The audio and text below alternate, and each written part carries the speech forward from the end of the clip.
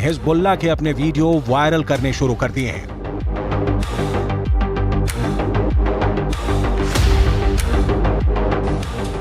Hezbollah के इस video में बताया जा रहा है कि वो इजरायल पर हमले के लिए तैयार है।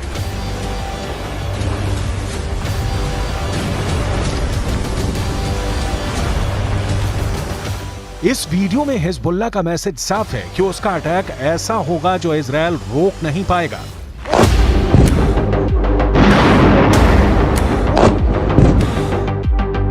इस वीडियो में हिजबुल्लाह का मिलिशिया कमांडो ऑपरेशन की तरफ इशारा कर रहा है।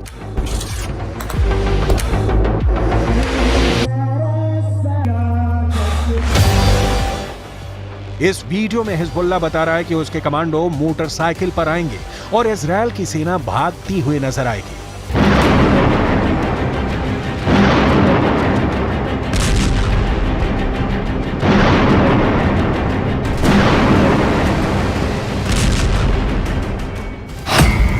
हिजबुल्लाह ने इजरायल को भी धमकी दी है। हिजबुल्लाह ने अमेरिका को भी बता दिया है कि वो समंदर में उसका जंगी बेड़ा डुबो देगा।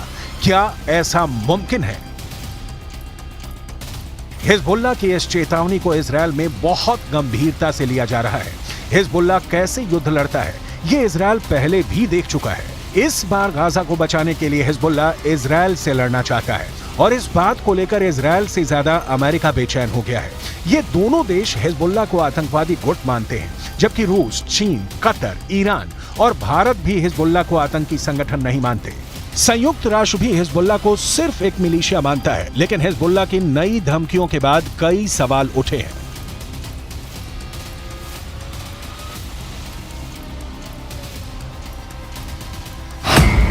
सवाल नंबर 1, हिजबुल्लाह कौन है? तो जवाब है, हिजबुल्लाह लेबनान की एक राजनीतिक पार्टी है और इसका अपना एक मिलिशिया है। सवाल नंबर 2, हिजबुल्लाह की ताकत क्या है? तो जवाब है, हिजबुल्लाह के पास 1000 लड़ाके हैं, जो लेबनान की आर्मी से भी खतरनाक फोर्स मानी जाती है। सवाल नंबर 3, हिजबुल्लाह क्यों इजरायल और अमेरिका को धमकाता है? लेबनान में हिजबुल्लाह संगठन को खड़ा करने वाला है ईरान, और ईरान अमेरिका और इजरायल का सबसे बड़ा दुश्मन कहा जाता है। सवाल नंबर 4, हिजबुल्लाह को इजरायल क्यों इतना बड़ा खतरा मानता है? हिजबुल्लाह ने रूस की फौज के साथ मिलकर सीरिया से आईसिस को पूरी तरह खत्म कर दिया। हिजबुल्लाह ने ईरान के ऑर्डर पर सीरिया में युद्ध लड़ा और अब वहां तैनात है। सवाल नंबर 5, क्या हिजबुल्लाह इजरायल को हरा सकता है? हिजबुल्लाह 2006 में इजरायल के खिलाफ युद्ध लड़ चुका है। 34 दिनों तक चले इस युद्ध में इजरायल को सीज फायर के बाद लेबनान से पीछे हटना पड़ा था।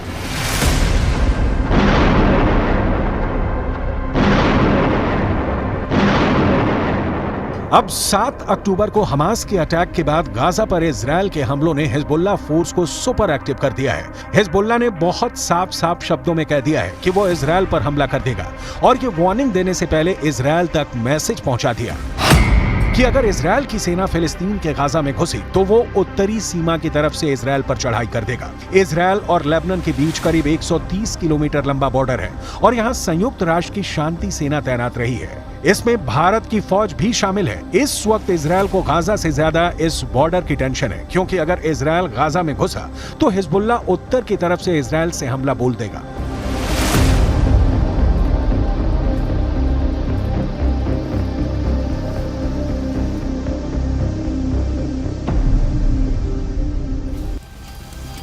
हमास और इजरायल की सेना एक दूसरे के खिलाफ कितनी ताकत रखती है और क्या हिजबुल्लाह वाकई इजरायल के लिए ऐसे हालात पैदा कर सकता है कि वो उसे हरा दे? इसे समझने के लिए आपको हिजबुल्लाह की उस चेतावनी को समझना पड़ेगा जो उसने अमेरिका को दी है, क्योंकि अमेरिका ने अपनी नौसेना का कैरियर बैटल ग्रुप भूमध्य सागर में पहुंचा दिया है। अमेरिका का यह बेड़ा, जिसमें फोर्ड कैरियर के अलावा 5 बहुत ही खतरनाक डिस्ट्रॉयर हैं, इन सब में हर तरह की 1000 से ज्यादा मिसाइल किसी भी वक्त हमले के लिए तैयार है। कोई दुश्मन नहीं चाहेगा कि उसके सामने ऐसी चुनौती खड़ी हो जाए।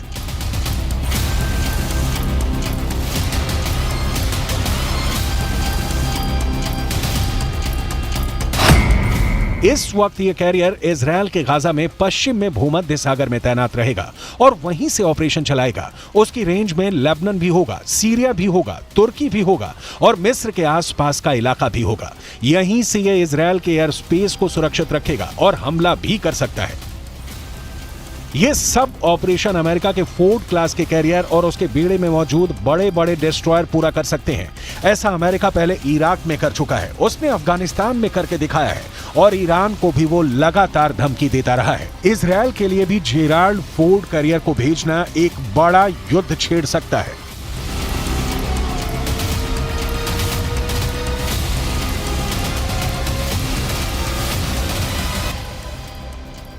यही भरोसा अमेरिका अब इजरायल को दिलाना चाहता है कि समंदर से ऑपरेशन चलाकर अमेरिका सीरिया पर भी बमबारी कर सकता है, लेबनान के बॉर्डर को भी सैनिटाइज कर सकता है। लेकिन लेबनान में हिजबुल्लाह को अब ईरान से ऐसी मिसाइल मिल चुकी है जो अमेरिका के इन विशालकाय जहाज को पल भर में डुबो सकती है। इस मिसाइल को लेकर हिजबुल्लाह का खौफ बढ़ चुका है और वो सीधा सीधा अमेरिका के जहाज को डुबा सकता है। इस खतरे को हल्के में नहीं लिया जा सकता। लेबनान ने 2006 में इजरायल में एक कॉरवेट यानी जंगी जहाज पर एंटी शिप मिसाइल से हमला किया था। इस हमले में इजरायल के युद्धपोत को भारी नुकसान पहुंचा था। अब हिजबुल्लाह के पास जो एंटी शिप मिसाइल है उसकी रेंज 300 किलोमीटर तक है। इसलिए लेबनान या इजरायल से यह फासला बनाना अमेरिका के लिए जरूरी हो जाएगा।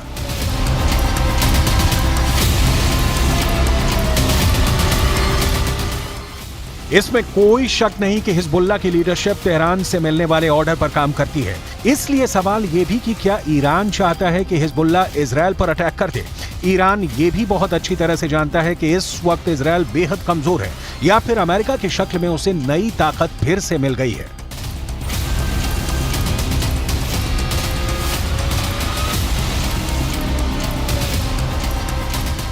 این قضیه پوزه مهر به این طرف رژیم غاصب صهیونیستی هم از لحاظ نظامی هم از لحاظ اطلاعاتی یک شکست غیر قابل ترمیم خورده.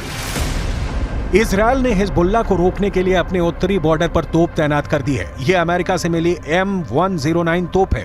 155 मिलीमीटर की यह तोप टैंक नुमा बख्तरबंद गाड़ी पर फिट कर दी गई है और ये 1 मिनट में 4 गोले दाग सकती है। इस तरह से देखा जाए तो लेबनान बॉर्डर पर इजरायल ने अपनी तैयारियां पुख्ता की हुई हैं। वहीं लेबनान की तरफ से आप इजरायल की एक पोस्ट देख सकते हैं। यहाँ रेडार भी लगे हुए हैं और इलेक्ट्रॉनिक सिस्टम भी जो हिजबुल्लाह की हरकतों पर नजर रखते हैं। इन इलाकों में 7 अक्टूबर के बाद से तनाव फैला हुआ है। लेबनान की आर्मी भी नजर रखे हुए है। यहाँ रहने वाले लोग भी जानते हैं कि हिजबुल्लाह किसी भी वक्त ऑपरेशन शुरू कर सकता है। جايين لنساند اخواننا الفلسطينيه بمناسبه العمليه اللي عملوها، عمليه من 73 بعتقد انه ما صار مثلها وما في خسائر بهيدي الكميه اللي صارت، ولحد هلا الشباب الله يقويهم بعدهم صامدين وبعدهم بيقاتلوا بالمستوطنات والله يقويهم ان شاء الله. نحن اي شيء بجانبهم। दक्षिण लेबनान और उत्तरी इजरायल के बीच जो बॉर्डर है वहां तनाव बहुत ज्यादा है। सन्नाटा सा छाया हुआ है। ये वो खामोशी है जो तूफान से पहले देखी जाती है। इसलिए यहाँ के लोगों को भी पता है कि बहुत जल्दी युद्ध का एपिसेंटर गाजा से निकलकर लेबनान तक पहुंच सकता है। यहाँ तैनात संयुक्त राष्ट्र की सेनाएं भी अलर्ट मोड पर हैं। लगातार पेट्रोलिंग हो रही है। लेकिन इजरायल के लिए एक और बड़ा खतरा हिजबुल्लाह को ईरान से मिली एक मिसाइल को लेकर है। ये है फतह 110 मिसाइल। कहा जा रहा है कि ईरान ये मिसाइल लेबनान पहुंचा चुका है। इसलिए इस मिसाइल की बहुत ही बारीक बातें आपको बताते हैं।